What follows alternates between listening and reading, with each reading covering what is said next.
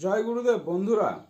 রবিদাস, রুইদাস, ঋষিদাস, রুহিদাস, চর্মকার, চামার, বাইন, মুচি, মহলদার পৃথিবীর সভ্যতার ইতিহাসে সবচেয়ে সম্মানীয়, সবথেকে বলিষ্ঠ অবদানকারী সমাজ এই চর্মকার, চামার বা মুচি সমাজ।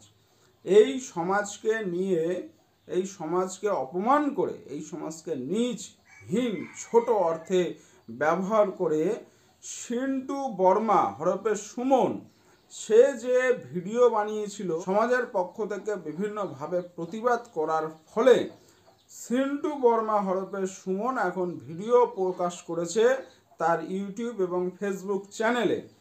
ক্ষমা চেয়েছে সমাজের কাছে। সে ক্ষমা চেয়ে কি বলছে আসুন দেখে নিই।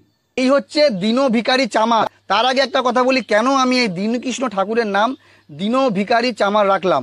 কারণ এ জাতপাত মানে না, এ সমাজ মানে না, এ মানে মানুষ নাকি এক, কোনো জাতপাত নেই। তাহলে তোমার নামটা কেন বদলালে?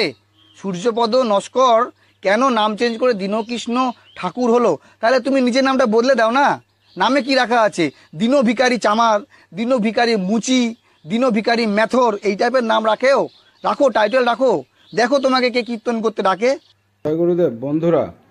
আমার এতক্ষণ যে ভিডিওটি আপনারা দেখলেন, এটি আমারই ভিডিও, বহু পুরনো, প্রায় বছর, 1 বছর 1.5 বছর পুরনো ভিডিও।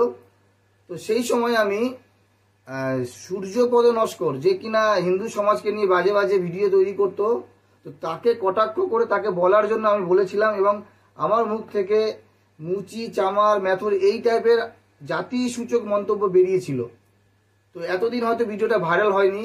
তো এই ঋষি রবিদাস বলে একজন আছেন দাদা, তিনি ভিডিও বানিয়েছিলেন, আমার প্রতিবাদ করেছিলেন যে আমি মুখ থেকে কেন এরকম কথা বের করেছি। সত্যি তখন আমি বুঝতে পারিনি যে জাতিসূচক মন্তব্য আমার মুখ থেকে বেরোচ্ছে। তবে আমার ভিডিওর মাধ্যমে আমি কোনো চামার, মুচি, মেথর জাতিকে আমি ছোট করিনি, অপমান করিনি, বা আমার মন থেকে সেরকম ইচ্ছা ছিল না। তবুও আমার মুখ থেকে এই কথাগুলো বেরিয়েছে। এই আমার কথা শুনে যদি কোনো মানুষের মনে কষ্ট পেয়ে থাকেন, অবশ্যই ছোট ভাই মনে করে ক্ষমার দৃষ্টিতে দেখবেন। আমি আবারও ক্ষমা চেয়ে নিচ্ছি, আমার যদি ভুল হয়ে থাকে অবশ্যই ক্ষমা করবেন। আমি দীনকৃষ্ণকে নিয়ে বলতে গিয়ে আমি এই কথাগুলো বলেছিলাম। আশা করি আপনারা বুঝতে পেরেছেন। ক্ষমার দৃষ্টিতে দেখবেন। ভালো থাকবেন সবাই। এখন আপনাদের উপরে ছাড়ছি, আপনারাই জানান যে এ ক্ষমা চাওয়ার পরে আদৌ কি একে ক্ষমা করা যেতে পারে কি না। আপনাদের মতামতের অপেক্ষায় আমরা আছি। আপনারাই ভাবুন যে এর বিরুদ্ধে কোনো স্টেপ নেওয়া হবে কি না, এর বিরুদ্ধে কি পদক্ষেপ নেওয়া যেতে পারে, বা একে ক্ষমা করে দেওয়া যেতে পারে কি না বলুন। সঙ্গে আছি আমরা।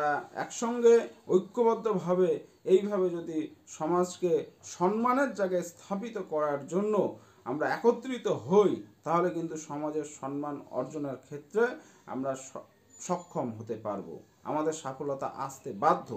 সেই জন্য আপনাদের প্রত্যেকের সহযোগিতা, প্রতিবাদ, প্রতিরোধ গড়ে তোলার জন্য আমাদের রবিদাসিয়া মহাসংঘ তথা রবিদাস, রুইদাস, ঋষিদাস ঐক্য মঞ্চ এবং অখিল ভারতীয় রবিদাসিয়া ধর্ম সংগঠনের পক্ষ থেকে সকলকে জানাচ্ছি আন্তরিক শুভেচ্ছা। জয় গুরুদেব।